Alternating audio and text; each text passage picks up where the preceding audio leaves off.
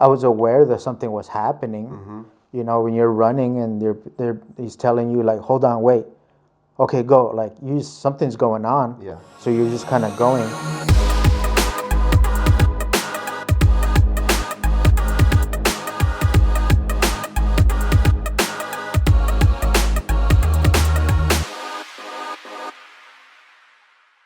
Hello everyone, today we are here with my very special guest. This is my friend, and today we are gonna tell you a story which, you know, it's pretty rare to hear because not everybody is willing to talk about it. Let's dive straight into it.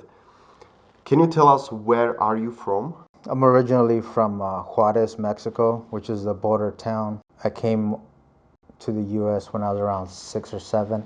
The reason we came over basically is because we were poor, and my mother was looking for a better way of life to provide for her kids and for herself, and just needed to make a change. Juarez is a very poor city. Obviously, Mexico is very poor, and within Mexico, our family was very poor. We grew up very poor. At the time, you don't know any better.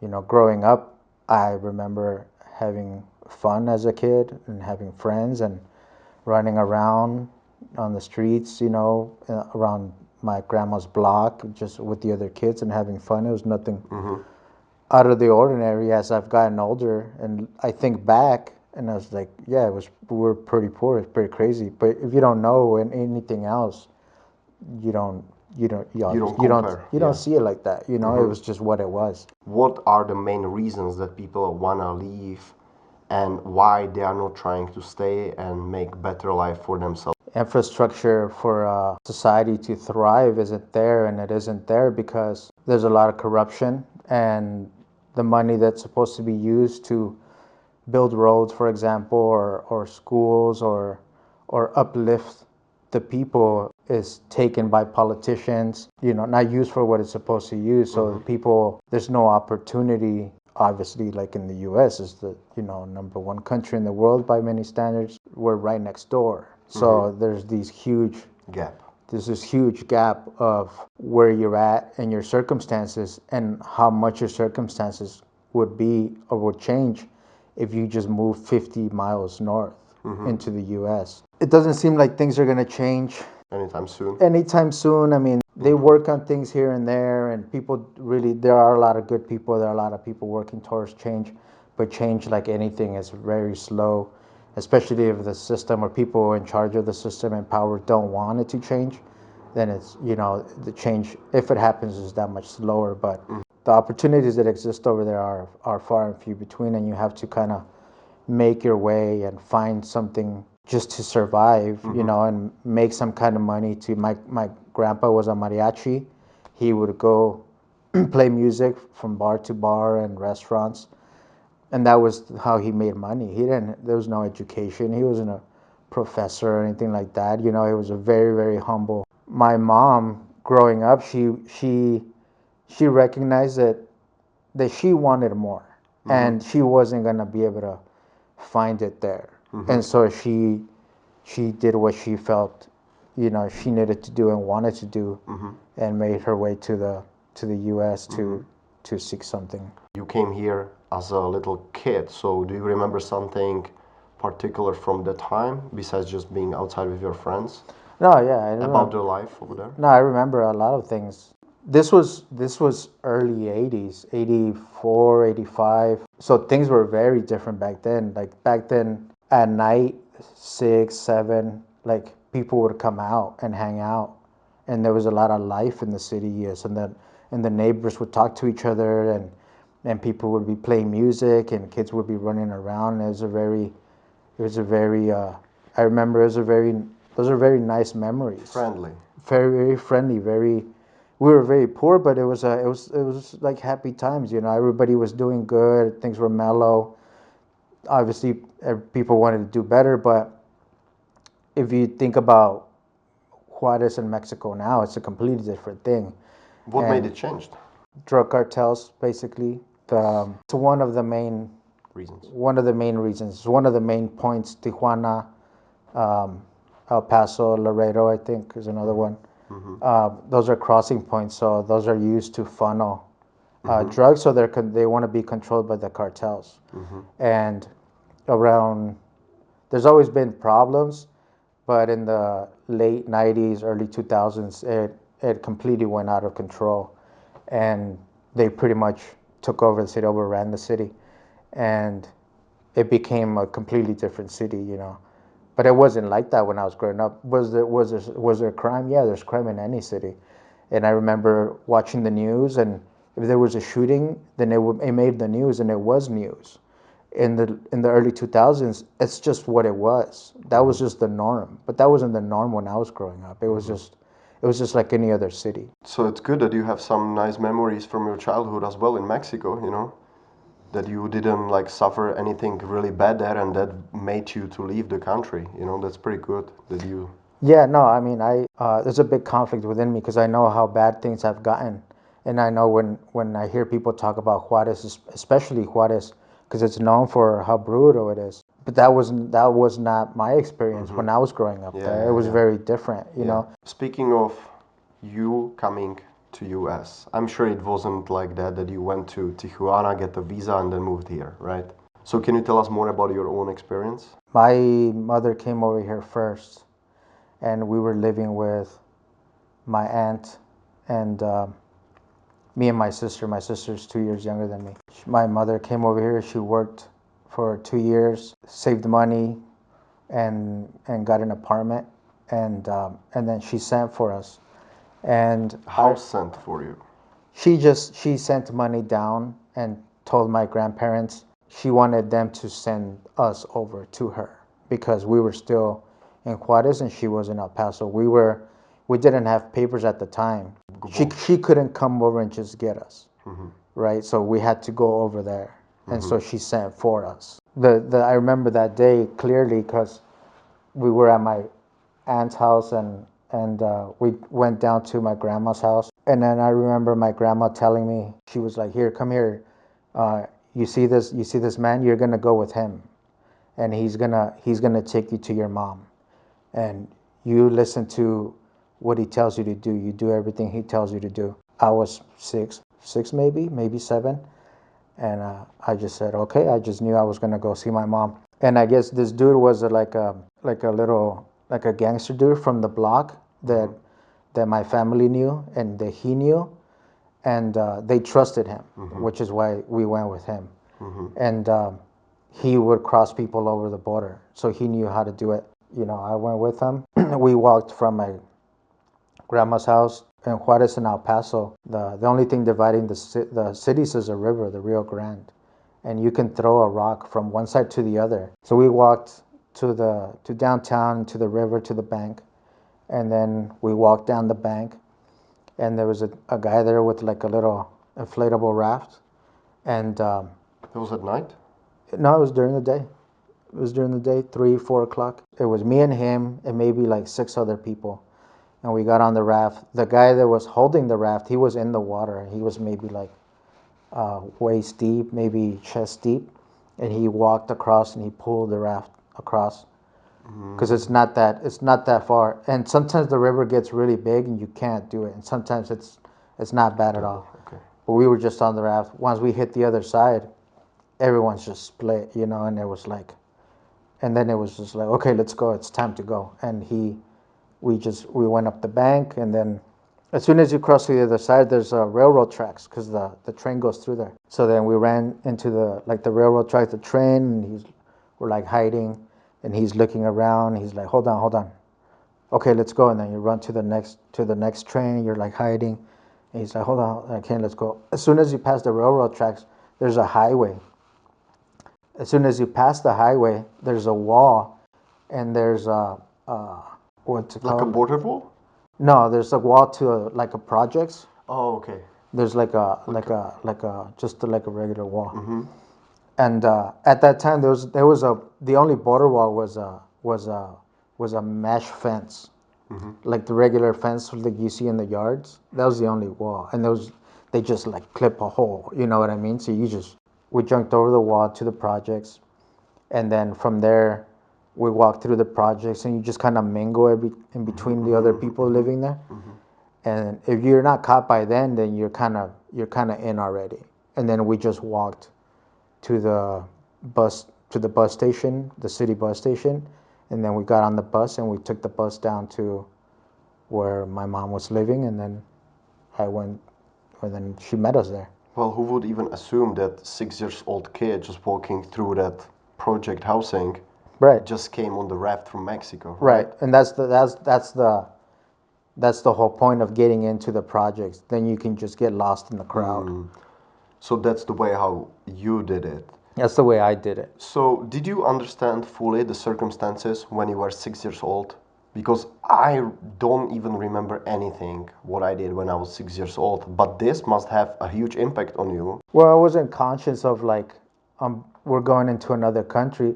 I was aware that something was happening. You know, when you're running and he's telling you like, hold on, wait, okay, go. Like, something's going on. Yeah. So you're just kind of going.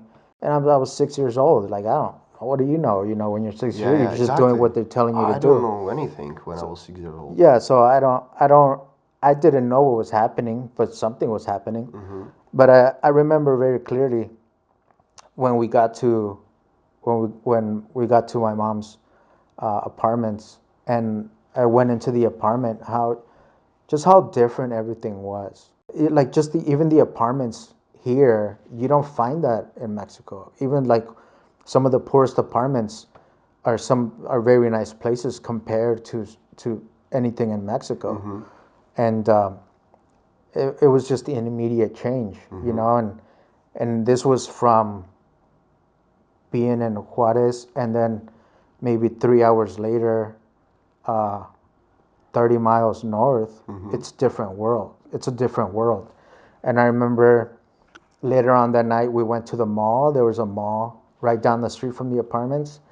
And I remember everything being clean, how clean the streets were, how nice the trees looked, how uniformed everything was. You know, all the walls in the buildings were nice, and you know, in Juarez in Mexico, you know, the houses they're poor. You know, there's a lot of cracks, and houses are falling apart. There's cracks on the road, like the sidewalks are broken. Like, that was not the case over here. Even getting on the bus was so nice.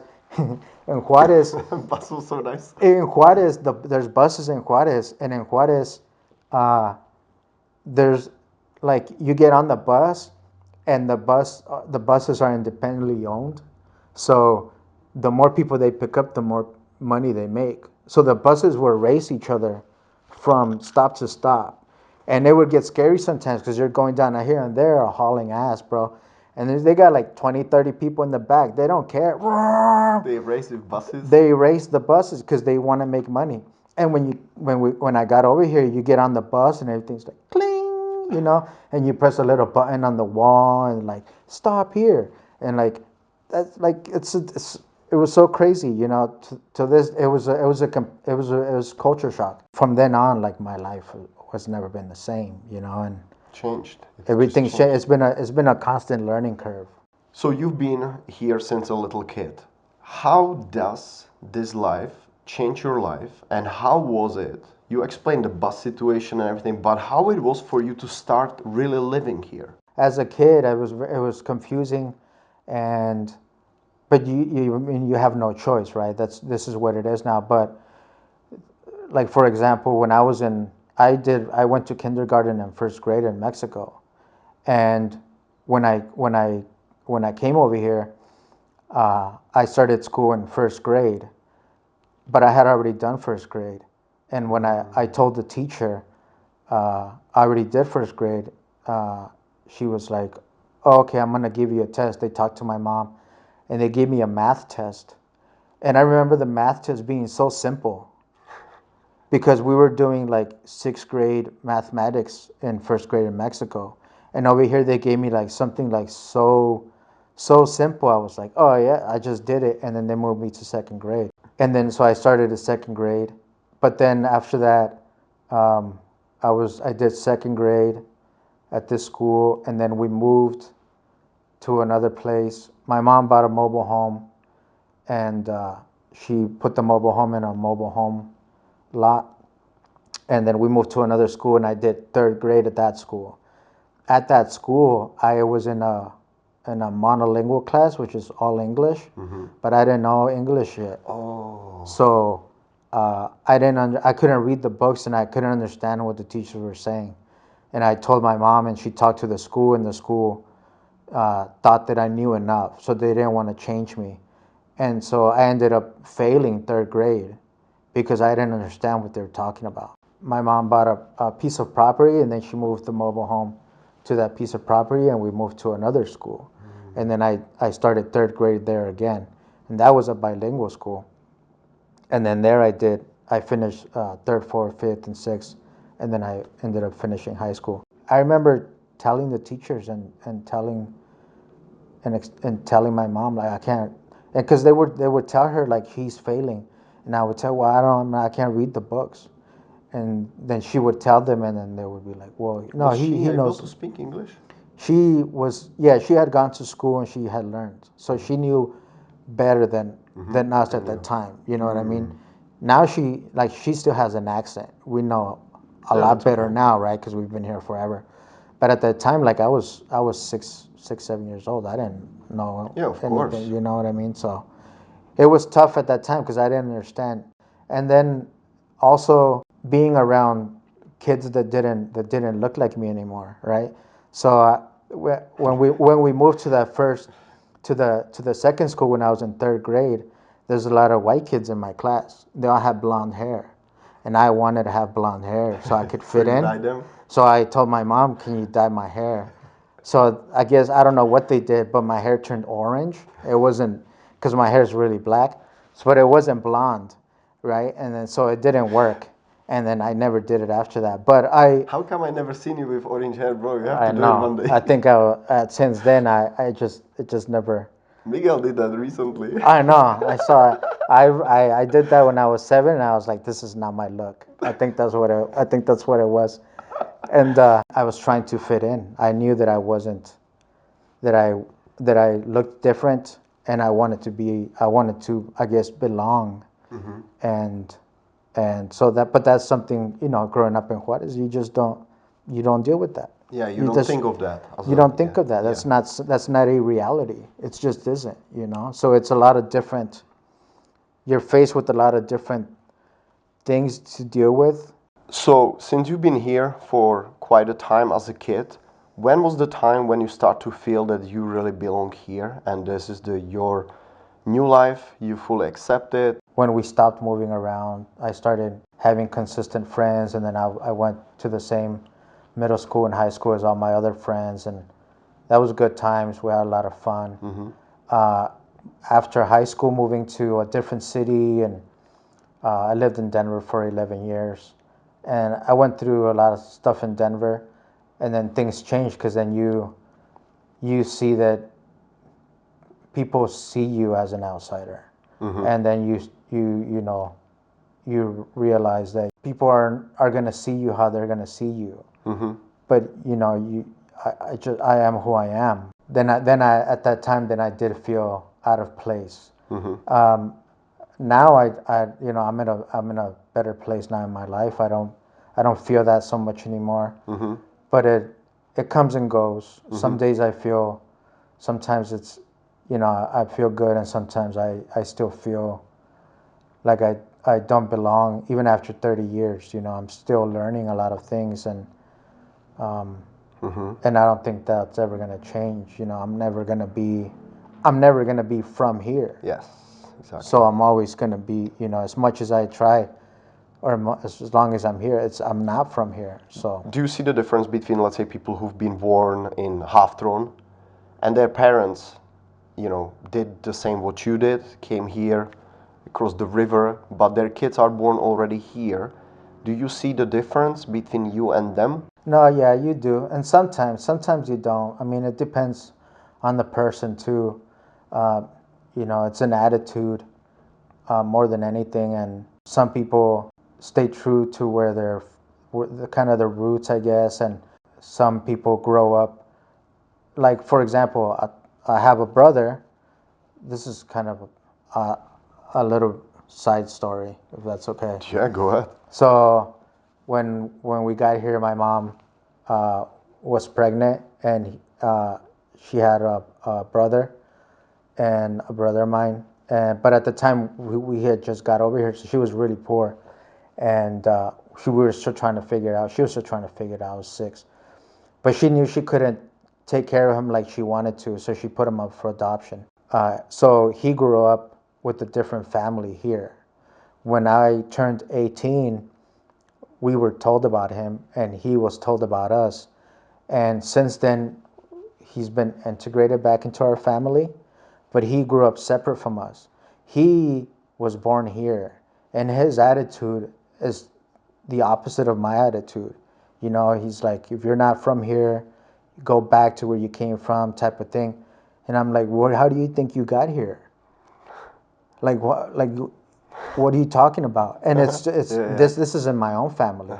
I love the dude. You know, we've gotten to know each other a little better. But you know, 10 years ago, we were not seeing eye to eye, and he couldn't understand why I was the way I was. And I'm like, what are you talking about? Like, you're no different than I am. Who are you to judge? You know. Yeah, so that's crazy. It just depends on there's a lot of factors. Depends on the family, how they're raised.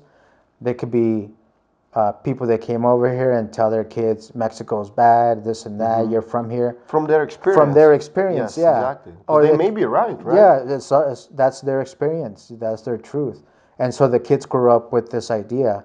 Or you could have parents that come over here and say, yeah, we're from there over there. It's poor over there, but it's a good place, you know, and don't forget where you're from. So then that plays a part in how the kid grows up and the mentality they take towards this place and Mexico and people from other places. So it's not there is a difference, but it's completely person to person, and you never know. Sometimes it's understandable, but sometimes they go way overboard. Yeah. And it's like, what are you talking about? Like they talk about the idea, but they don't know. Yes. Right? So I can talk about it in a different text because I know. I'm not talking about an idea. I grew up over there. I know how it was. So I know that when I hear something sometimes, it wasn't like that for me. We were poor, yeah, for sure. But it wasn't like that. And if you've never been over there, if you've never grew up over there, you just don't know. Yes. You don't know. Okay. Yeah, you know what I mean? Yes, exactly. And so that's where the issues come up, where it's like they have the right to think what they think. Yeah, you do, but you don't know. Yes. You know, I do. But then it's like, well, what do you, and then that's what kind of sometimes, you know, creates trouble. But I actually experienced that a lot because I know obviously a lot of people from Mexico, and each of them tells me something else. Whatever someone's feeling, it's you don't know what they've been through. So maybe someone's really angry and they have a reason to be angry. You don't know. But on the other side, like, they can't tell me my experience wasn't what I went through. Or it's very sensitive in some ways, you know what I mean? Because it's a very personal, each person has a very personal thing they bring to it, you know. So before we start this interview, we actually talk a lot. Things you told me I didn't even know about you. That's crazy. And so for the end, because I think we covered this story of how you got here. No, I don't want to say pretty well, but we cover it because I'm sure that there's so much to talk about. If you guys have any questions, you can write them down in the comments. But there is more. And today we have opportunity to find out more, actually, because you are willing to talk about it. So just for you guys, so you have idea what are the things we will talk about, I will just tell you, always a thing, and you will say yes or no if you experience it or not. Okay? All right. So let's start. Jail. Yes. Cartels. Yes. Drugs. Yeah. Violence. On you. On me, yeah. I mean, yeah. Okay, guys, so I think now you pretty much have idea what the next video can be about, because Man, like, I had no idea that you went through such a hard situations and that you end up, like, you actually, the fact that you end up here sitting next to me, it's incredible because, like, you must thank a God every day that you are, you know, you're still here, right? Yeah, I mean, well, I was for a long time I was in a very, very dark place, and there was times where it got unbearable. But you know, I've since then done a lot of work on myself. Yes. I've seen therapists for years. Yes. I've talked to a lot of people. I've sought a lot of help. I've worked really hard, and it hasn't been easy. But I've been able to kind of come out the other side, and Yes. I'm in a different place now. So I'm very thankful, very grateful for that. Very grateful for everyone that's helped me along the way, and yeah, this is everything. Some of that stuff seems like another lifetime. It's like a different person pretty much because I know you for quite a time and I never even hear that someone would tell me, oh, he did this to me or he did something bad, you know. I never hear anything bad on you. So now you are US citizen, doing good job, doing everything positive, but your stories are insane. So guys, if you like to hear also that part, you can comment below, especially if you're willing to talk about it. It's I'm really, really thankful for that, and I really appreciate it. Thanks for coming, man. No problem, man. So good that you share your story with us. And I'm sure maybe some of you, every time when you will be down, you will have some bad day, you're gonna think of that there's other people who are just having a regular day, which is million times worse than yours. Thank you for coming, and we'll see you next time. Goodbye.